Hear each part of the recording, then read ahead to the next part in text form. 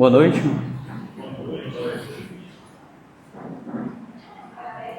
Então, vamos abrir nossas Bíblias no livro de Efésios, capítulo 5.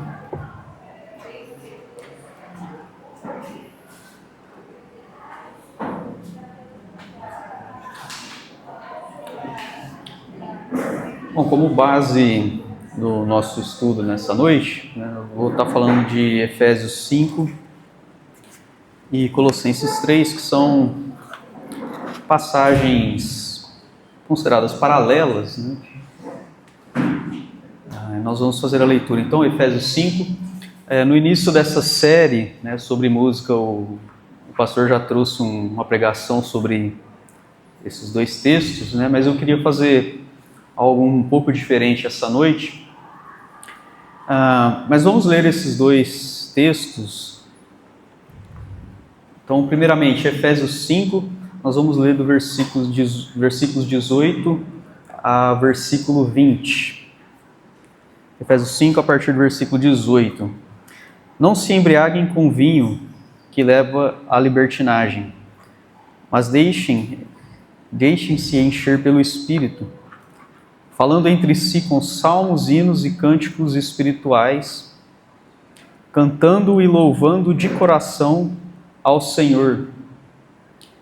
Versículo 20, dando graças constantemente a Deus, Pai, por todas as coisas, em nome de nosso Senhor Jesus Cristo. Abram agora em Colossenses, capítulo 3. Colossenses 3, versículo 16. Colossenses 3,16 nos diz algo um pouco parecido. Colossenses 3,16: habite ricamente em vocês a palavra de Cristo. Ensinem e aconselhem-se uns aos outros com toda sabedoria e cantem salmos, hinos e cânticos espirituais com gratidão a Deus em seu coração. Bom, nessa noite eu quero trazer um estudo, mais no formato de um estudo mesmo do que de uma exposição bíblica. Eu queria falar um pouco sobre a música cristã aqui no contexto do Ocidente. A música cristã, ela é uma combinação entre uma arte humana e a verdade divina. Então, de um lado, nós temos a música ocidental, que ela é composta por melodia, harmonia e ritmo. E essa música, ela é capaz de falar tanto a nossa mente quanto as nossas emoções. Por outro lado, nós temos a letra da música cristã, que ela procura refletir a doutrina cristã, o ensino cristão.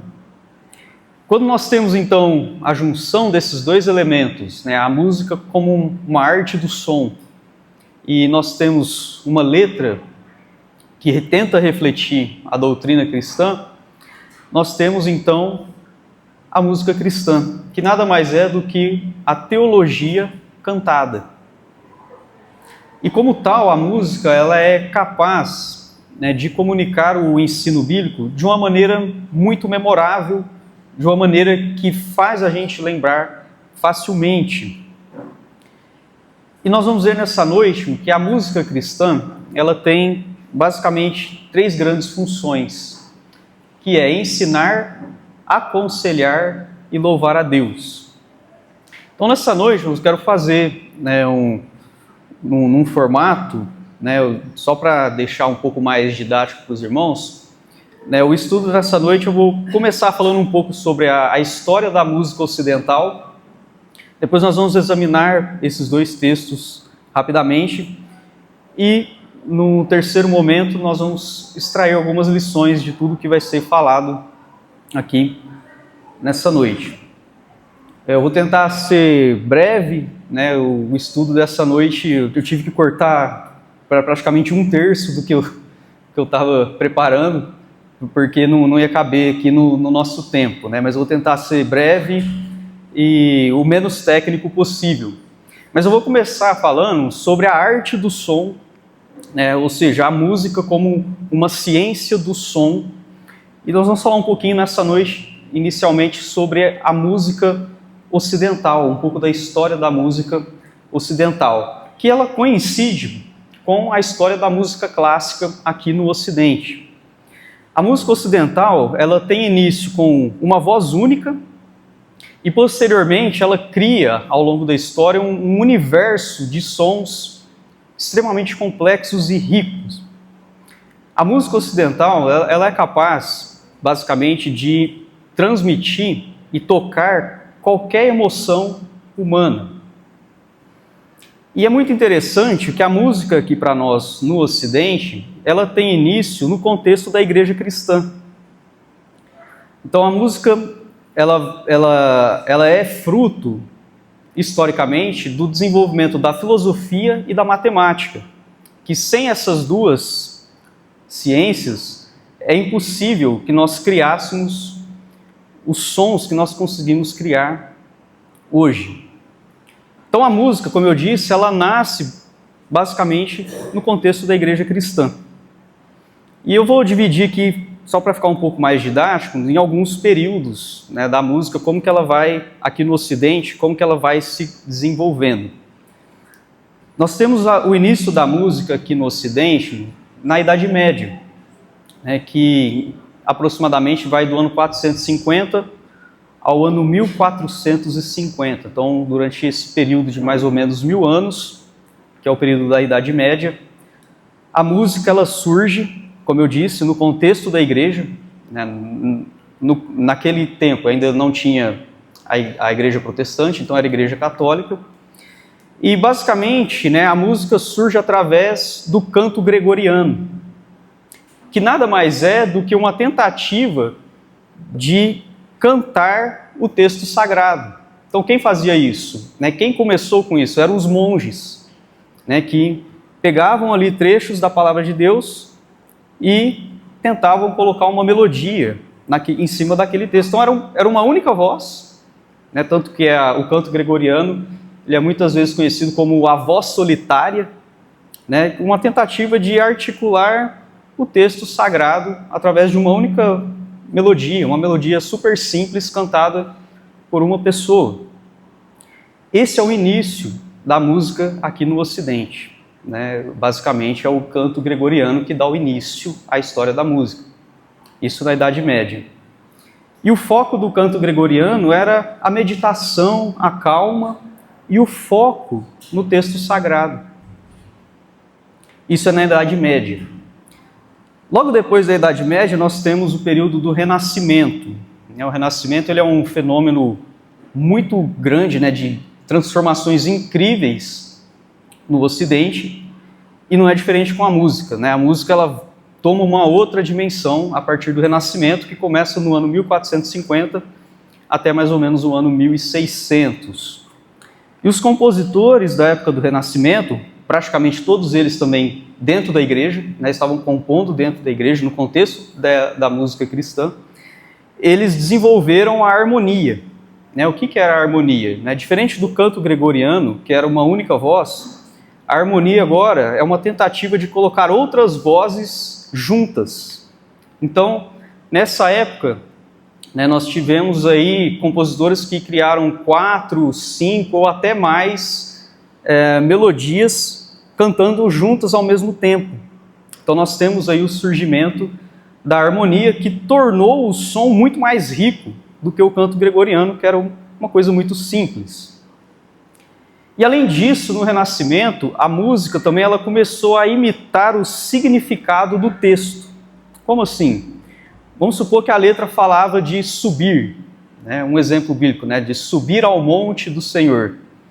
Então, quando a música falava de subir, as vozes subiam também. Então, começou a ter esse diálogo entre o texto e o que acontecia com o som. Então, se a música, por exemplo, estava falando de dor, narrando uma coisa triste, a música ficava triste. Então, conseguia-se expressar a letra através do som. Isso começou a ocorrer no Renascimento. Depois do Renascimento, nós temos o Barroco, né, que inicia-se mais ou menos no ano 1600 e vai até mais ou menos 1750. Essas datas são bem aproximadas, né? É difícil cravar exatamente, mas de uma maneira didática nos ajuda a entender a progressão da música.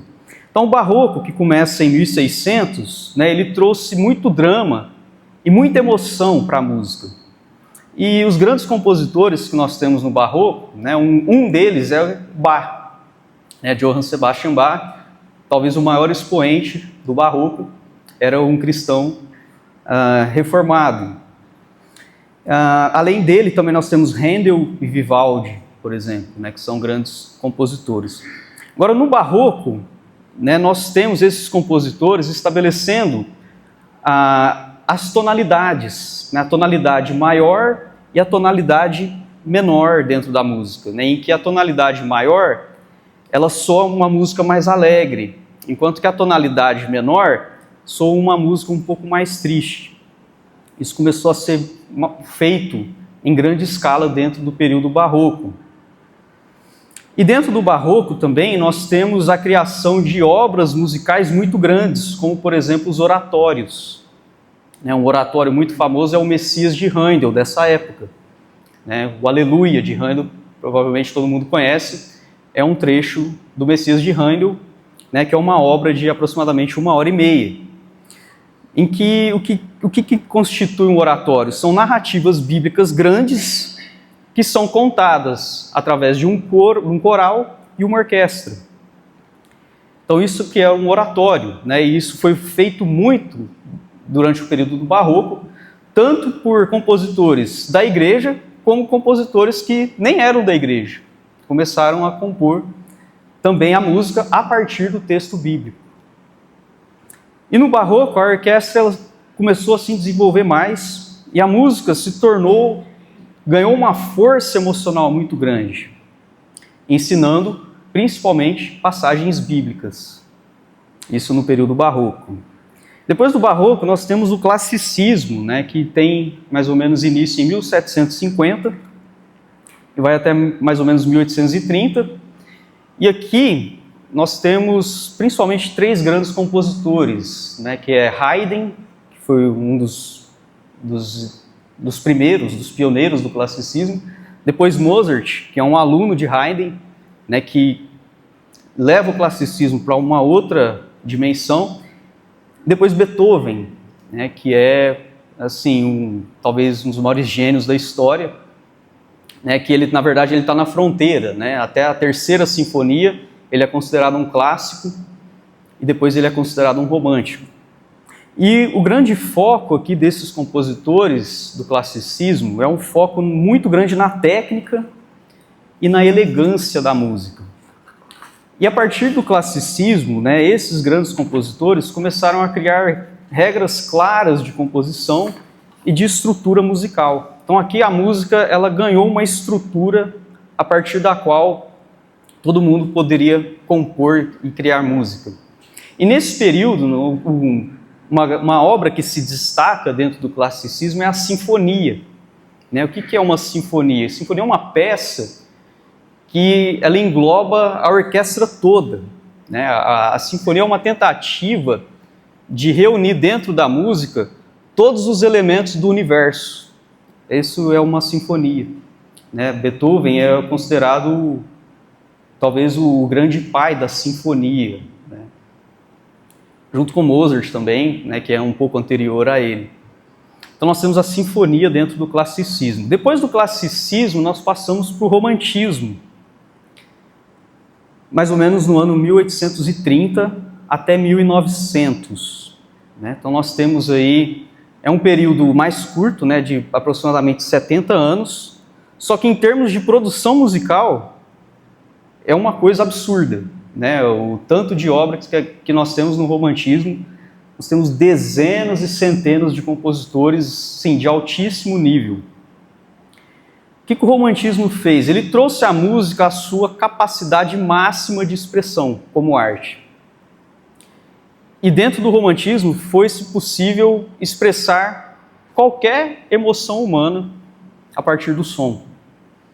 E aqui nós temos inúmeros compositores de altíssimo calibre, né, como por exemplo Mendelssohn, Chopin, Rachmaninoff, Tchaikovsky, Brahms, né, que é o meu compositor favorito dentro desse movimento, né, e eles conseguiram expressar através da música sentimentos como amor, alegria, ternura, tristeza, desespero, triunfo, heroísmo, tensão, drama, tudo que você conseguir imaginar, a música romântica conseguiu expressar. E dentro desse período do romantismo, a orquestra ela tomou proporções ainda maiores, né, criando uma variedade de sons imensa, e a música ela podia ser suave como uma brisa e forte como um trovão.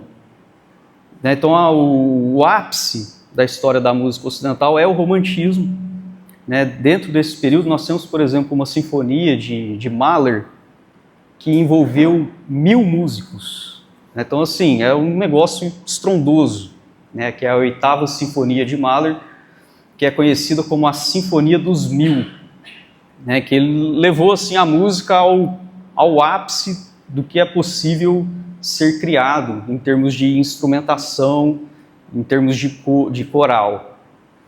Então esse é o período do romantismo. Depois do romantismo, nós temos início do modernismo. E basicamente no modernismo, a partir do modernismo surgem todos os estilos musicais que nós conhecemos aqui no Ocidente, a partir do modernismo. Então o modernismo ele vem, principalmente na França ele é muito forte, mas ele vai vindo para toda a Europa, e com o modernismo nós temos um desmembramento do modernismo, é a música popular.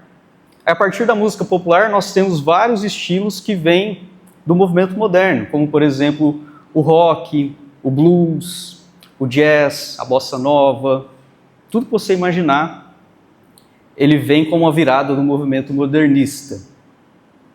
Que é questionável muitas coisas dentro do modernismo, é questionável se é arte ou não, de fato, mas a verdade é que o movimento moderno, a partir dele, nós temos todos os estilos musicais que nós conhecemos hoje em dia.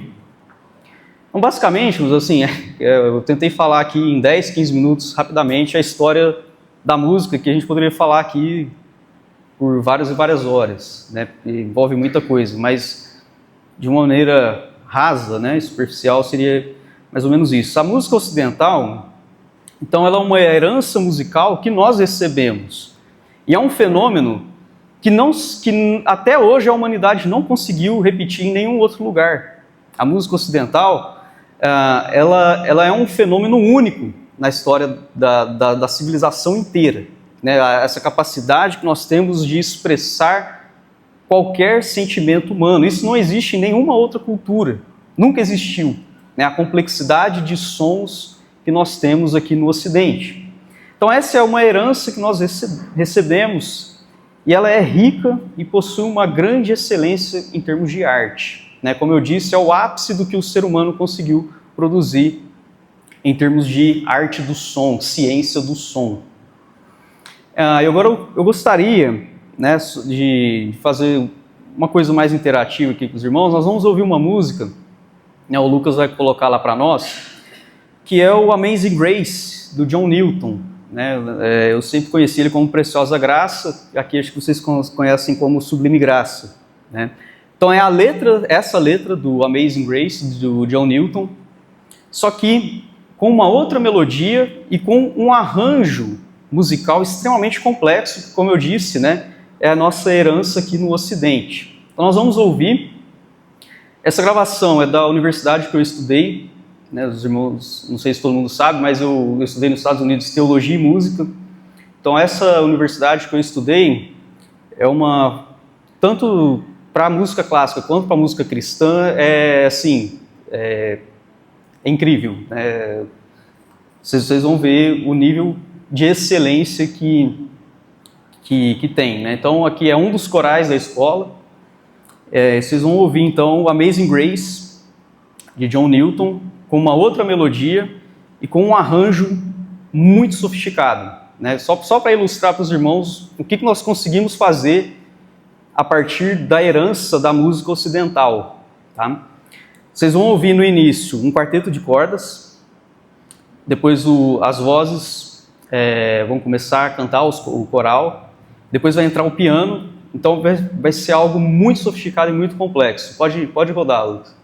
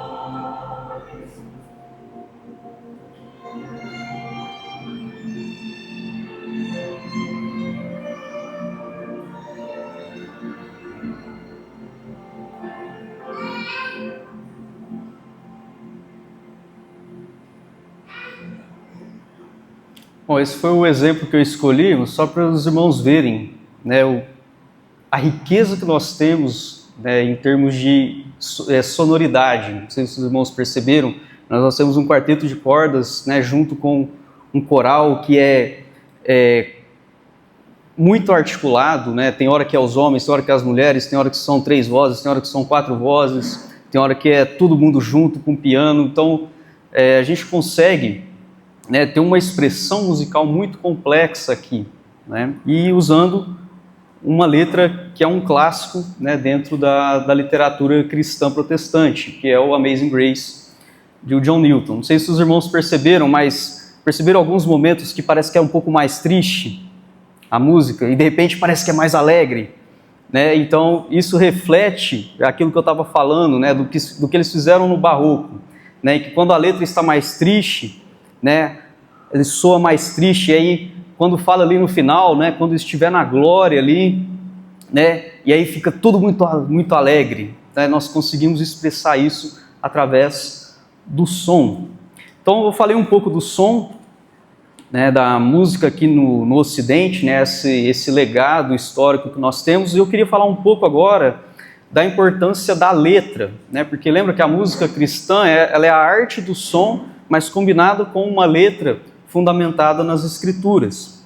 E eu gostaria de ler novamente o texto de Colossenses 3, versículo 16, que nós temos alguns princípios muito importantes aqui.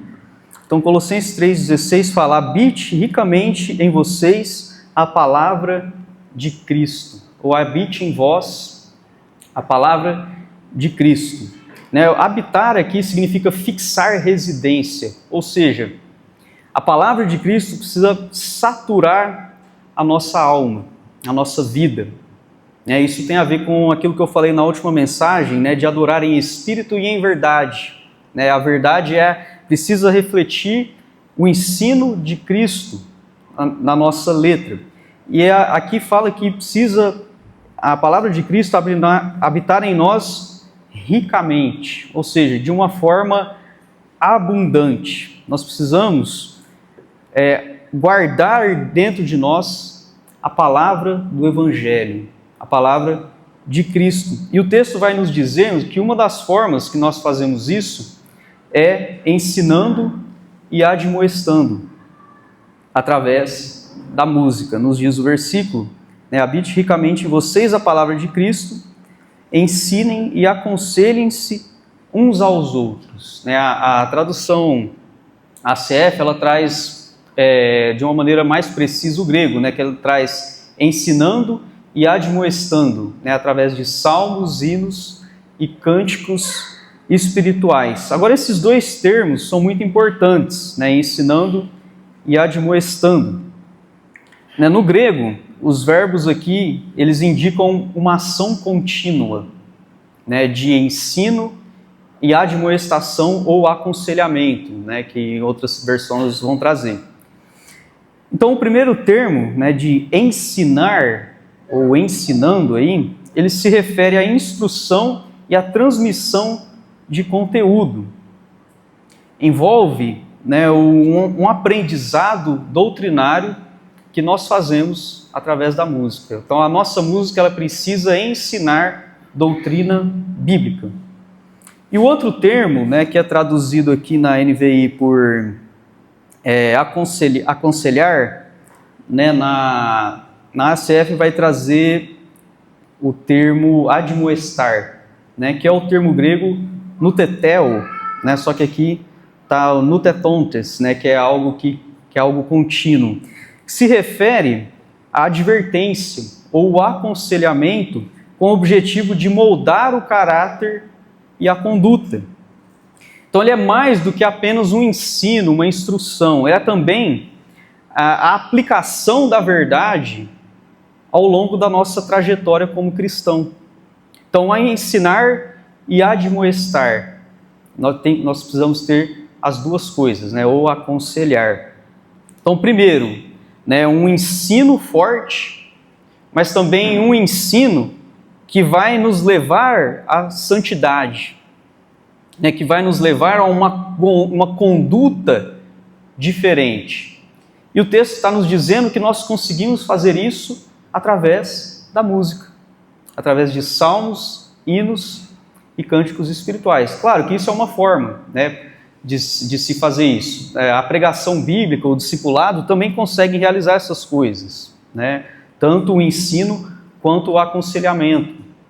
Mas o texto está nos dizendo que a música também consegue fazer isso.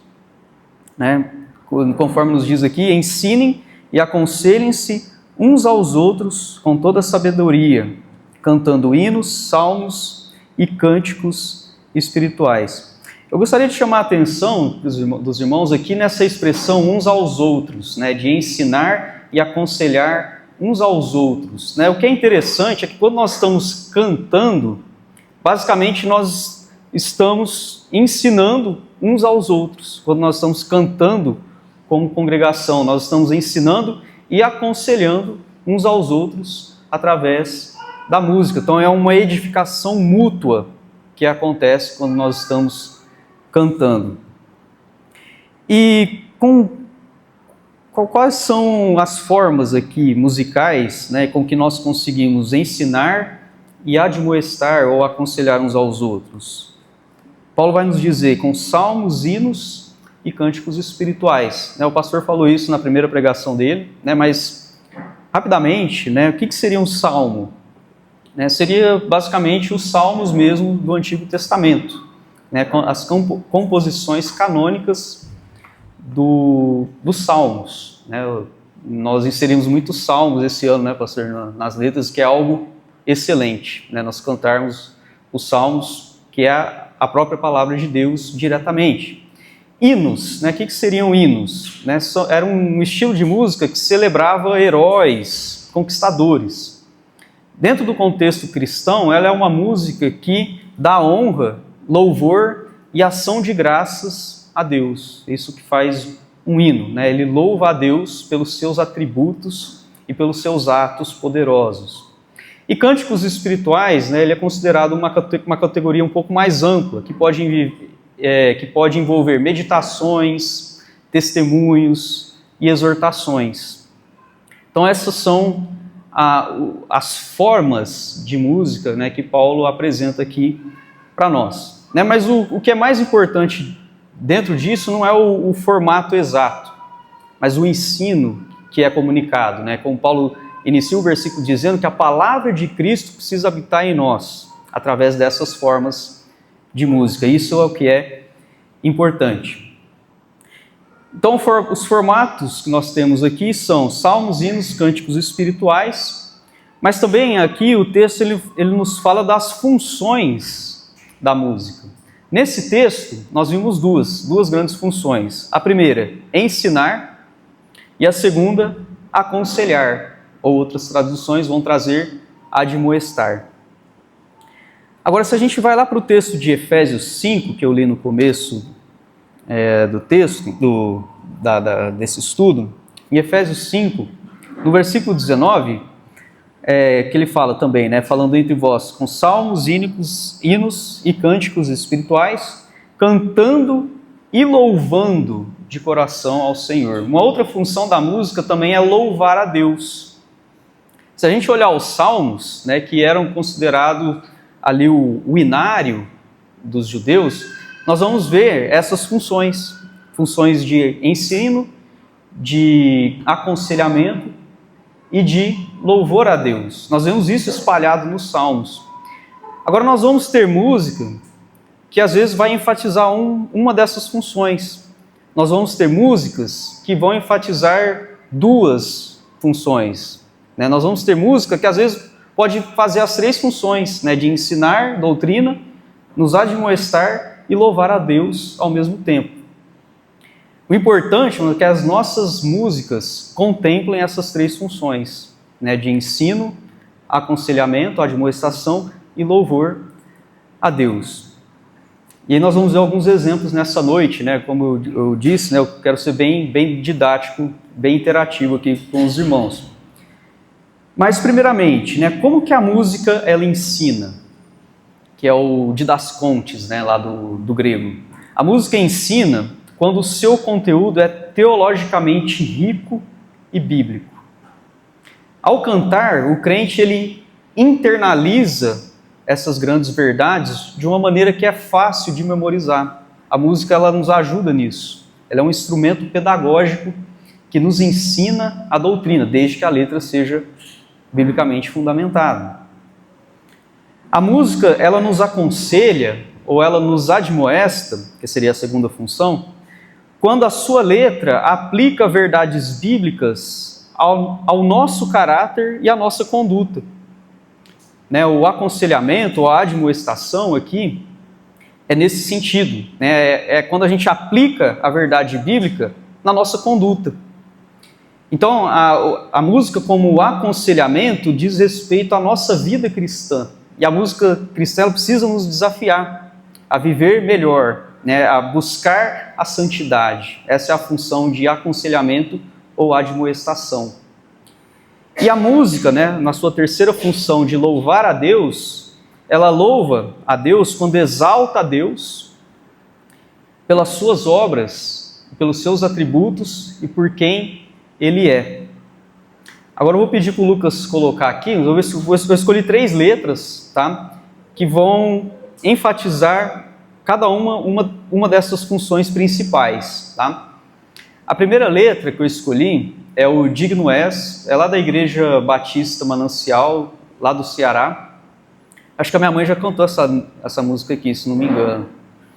Que é uma música com um foco em ensino, apesar de que também ela louva a Deus, né? Mas o grande foco dessa música é o ensino sobre a Trindade. Tá aí na tela, né? Nós vamos ler juntos essa letra. Então diz assim, né? Pai Criador, majestoso Rei, pelo que és, eu te louvarei, porque o teu Filho entregaste por nós, o único Filho teu, fez-se caminho de conciliação, sendo o primeiro de muitos irmãos. Digno és, Pai Criador. Essa primeira estrofe, então, está falando sobre Deus Pai, a primeira pessoa da Trindade. Está exaltando, né, porque Ele enviou Jesus, Ele enviou o Filho, né, que se tornou o primeiro de muitos irmãos. Né, que isso é um ensinamento bíblico. Na segunda estrofe, nós vamos falar agora sobre o Filho, a segunda pessoa da Trindade. Nos diz assim a segunda estrofe: Cristo, Senhor, poderoso Deus, digno és dos louvores meus, porque com teu sangue compraste para Deus a nós, os que Ele escolheu. Digno és de louvor receber toda a riqueza, a glória e poder. Digno és, Senhor Jesus. Agora está falando sobre a segunda pessoa da Trindade. E na última estrofe vai falar sobre o Espírito Santo.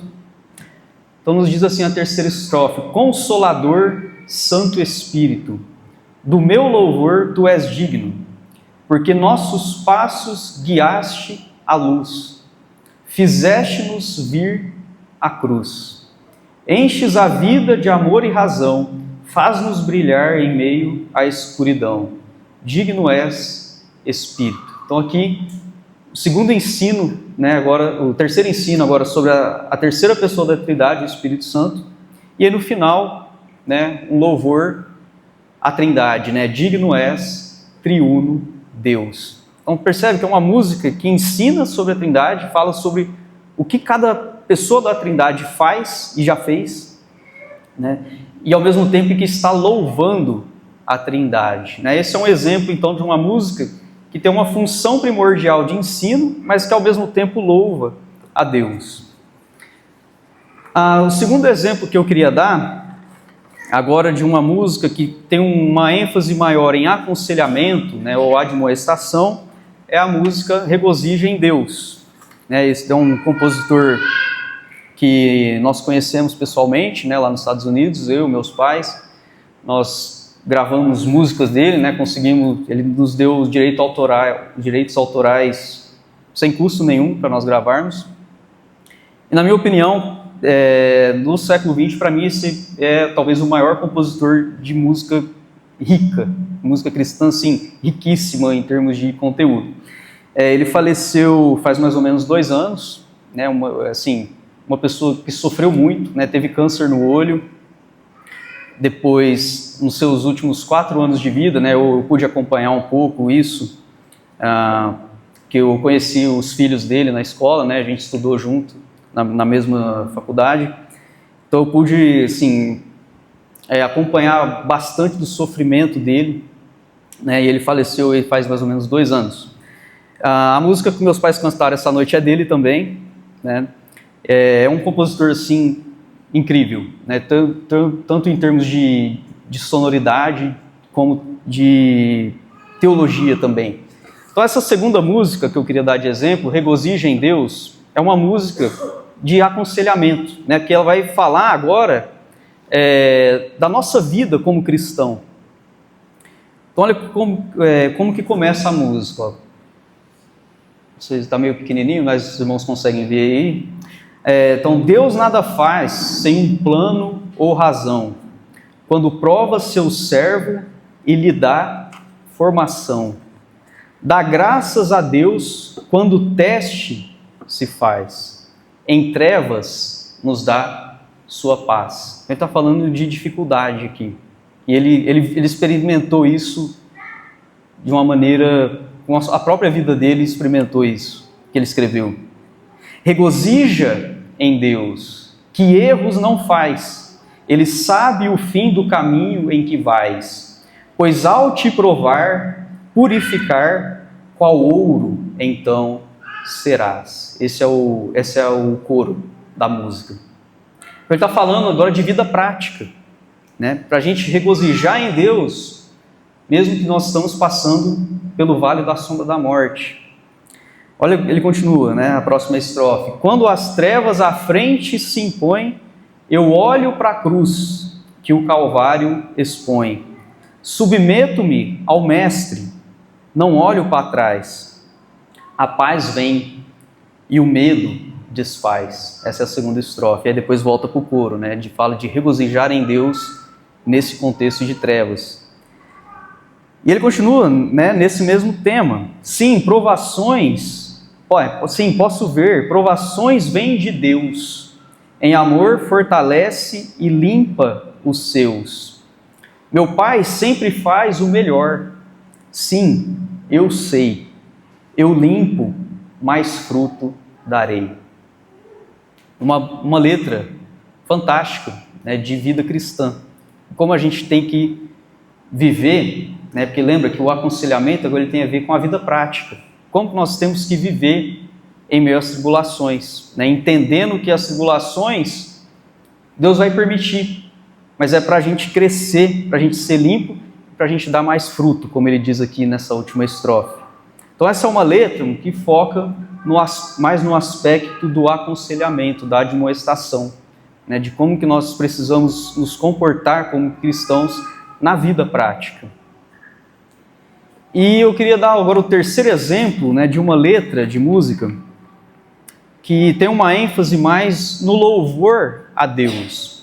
Lembra que eu estou dizendo aqui, que às vezes vai ter letra que vai conseguir fazer as três funções. Né? Às vezes vai ter letra que vai ter um foco maior em algumas dessas funções. Essa última é de um professor, foi um professor meu de música na faculdade, né, que também é um compositor de música cristã, e essa é uma música mais focada em louvor a Deus. Então a tradução é a ti somente. Vamos a essa letra. Unamos nossos corações e demos graça em uníssono. Queremos glorificar o Pai e dar louvor a Cristo, nosso Senhor.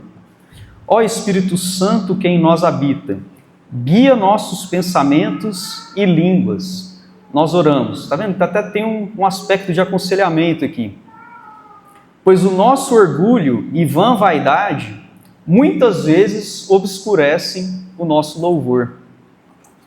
E aí aqui já é o coro, né? A ti somente nós cantamos hoje. A ti somente elevamos nossas orações. A ti somente nós damos a glória, porque tu somente, Senhor, és digno do nosso louvor.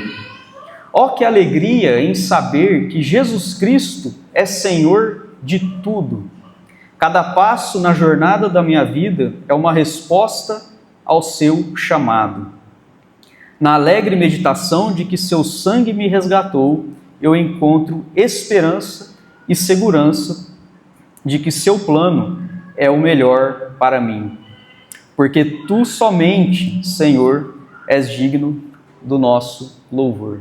Essa é uma música mais de louvor a Deus, né? Apesar de que existem aqui alguns aspectos também de aconselhamento e de doutrina, né? Mas o foco maior dessa letra é em louvor a Deus. Então, nós temos essas três funções principais, né, da música cristã, que é ensinar doutrina, aconselhar ou admoestar e louvar a Deus. E aqui no texto de Colossenses, no 3,16, né, fala que que nós temos que cantar salmos, hinos e cânticos espirituais com gratidão a Deus. Lá em Efésios vai falar ação de graças, dando ação de graças. Aqui, o Paulo ele coloca isso para nos dizer que o nosso ato de cantar e louvar a Deus, nesse ato nós precisamos, esse ato precisa ser um ato de reconhecimento dos benefícios que nós temos em Cristo. O louvor, então, ele é um momento também de gratidão, que nós expressamos nossa gratidão a Deus. E essa gratidão, conforme Paulo nos diz, ela deve ser de coração. E Efésios também vai dizer isso, Nós precisamos louvar a Deus de coração. Paulo, ele usa aqui o termo coração para abranger a totalidade da existência do homem. Então, o homem deve louvar a Deus não somente com os seus lábios. O homem, com o seu ser inteiro, precisa estar envolvido no louvor a Deus. Não é algo puramente emocional ou racional. O coração ele envolve o nosso ser como um todo. Bom, então essa é a segunda parte, e agora eu já vou passar rapidamente para as lições aprendidas aqui. Então, primeiro nós começamos falando sobre a história da música ocidental. Depois comentamos um pouco mais sobre Colossenses 3,16. E agora, por último, algumas lições que nós podemos tirar de tudo isso que eu trouxe nessa noite. A primeira grande lição é a centralidade de Cristo e da sua palavra. A nossa música precisa ser centrada em Cristo e na palavra. O texto de Colossenses nos diz: habite ricamente a palavra de Cristo em vós. Então a palavra de Cristo precisa inundar o nosso ser. E como nós fazemos isso? Através do discipulado, através dos estudos bíblicos, através da pregação, mas também através da música. A música também faz com que a palavra de Cristo habite no nosso coração. Então o ensino bíblico, ele deve estar presente na nossa música. Então isso exige que as nossas letras tenham profundidade teológica. O conteúdo da nossa oração deve ensinar verdades profundas do Evangelho, para que o nosso louvor não seja apenas algo emocional, que a música, como eu disse, ela é emocional, mas que não seja apenas emocional, mas que seja fundamentada biblicamente. E aí, quando nós temos uma letra fundamentada biblicamente, a música, como eu disse, com essa riqueza de sons, ela consegue transmitir melhor essa mensagem. Então esse é o primeiro ponto, a centralidade de Cristo e da palavra em nossas vidas e principalmente na nossa música. Segundo ponto, a música cristã ela é um instrumento de edificação e louvor. Nós precisamos ter isso em mente, que a música cristã é um instrumento de edificação. Lembra lá no texto que quando nós cantamos salmos, hinos e cânticos espirituais, nós estamos ensinando e aconselhando uns aos outros. Então nós estamos sendo edificados, nós estamos edificando uns aos outros quando nós estamos cantando. Então a música cristã ela é um instrumento de formação de caráter, além de ser uma forma de adoração a Deus também. Então isso significa que o nosso repertório musical precisa contemplar as três grandes funções da música cristã, que repetindo, ensinar, admoestar ou aconselhar e louvar a Deus. Então, um repertório equilibrado dentro dessas três grandes funções, ela assegura que nós vamos crescer espiritualmente. Isso é a grande importância que a música tem para nós, formação do nosso caráter, crescimento espiritual e em santidade de todos nós. Então esse é o segundo ponto. Terceiro ponto, a música cristã, ela deve envolver todas as pessoas. Isso é muito importante, porque o texto nos diz uns aos outros. Então o mandamento de cantar é para que aconteça uma edificação mútua. Enquanto eu estou cantando, eu estou edificando você, e quando você está cantando, você está me edificando. Então, a música não é apenas para uma performance exclusiva de um grupo, A música cristã não é para esse propósito. Então isso significa que o louvor na igreja ele precisa ser acessível a todas as pessoas, para que toda a congregação se una em voz e em coração, para ensinar, aconselhar e louvar a Deus. Então a música ela não pode ficar restrita a apenas um grupo aqui na frente, que vai só ficar cantando e os outros vão ficar assistindo. A música cristã ela precisa, de alguma forma, envolver a todos, porque, como nos diz o texto, está acontecendo aqui uma edificação mútua quando nós estamos cantando. Quarto ponto, o coração deve estar envolvido no louvor a Deus. O texto nos diz aqui, louvando de coração. Então o louvor não é apenas um ato externo, mas ele deve fluir de um coração cheio de gratidão. O texto nos diz, cantando com gratidão a Deus em seu coração. E como eu disse, o coração, Paulo coloca o coração para justamente dizer para nós que todo o nosso ser precisa estar envolvido no louvor a Deus. Não só as nossas emoções, não só a nossa mente, mas todo o nosso ser. Então esse é o terceiro ponto, o coração deve estar envolvido no louvor a Deus. E por último, para a gente finalizar, eu vou voltar lá no começo, que eu comecei falando da história da música ocidental. Então eu vou falar sobre a música ocidental como um veículo da verdade bíblica. Como eu disse, isso já foi feito no início da música aqui no Ocidente, começando com o canto gregoriano, em que os monges cantavam ali na sua voz solitária textos das Escrituras, até chegar nessa gravação que eu mostrei para os irmãos, num nível de complexidade enorme, de beleza inimaginável em termos de som. Então a tradição da música ocidental, culminando na complexidade da música clássica, ela demonstra o potencial máximo da arte humana. Como eu disse, isso que nós ouvimos aqui não existe em nenhuma outra cultura na história do mundo. Uma complexidade de som igual essa não existe. É um evento único na história, a música clássica ocidental. Então nós devemos usar este legado artístico para ensinarmos, aconselharmos uns aos outros e oferecermos a Deus um louvor de grande excelência. Que se a gente olhar do ponto de vista técnico, você tem que estudar vários e vários anos para produzir uma composição dessa. São anos e anos e anos de estudo. Então a música ocidental, nós precisamos utilizar ela como um veículo da verdade bíblica. Isso já foi feito lá com Bach, por exemplo, os compositores do Renascimento, do Barroco. Só que agora nós estamos num ponto da história que a gente consegue ainda ir mais longe do que eles foram, porque a música ela vai evoluindo ao longo da história. Então é aquela questão, a gente consegue enxergar mais longe porque nós estamos sobre os ombros dos gigantes. Então, em termos de excelência de som, nós estamos ainda à frente, por exemplo, de um Messias de Handel, que já é uma obra imensa, uma obra absurda do Barroco.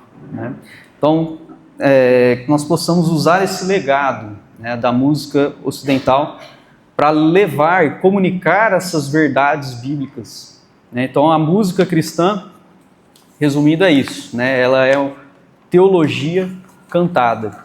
E como tal, precisamos pensar sempre nessas três grandes funções da música: de ensinar a palavra de Deus, aconselhar, produzir vida cristã em nós e louvar a Deus.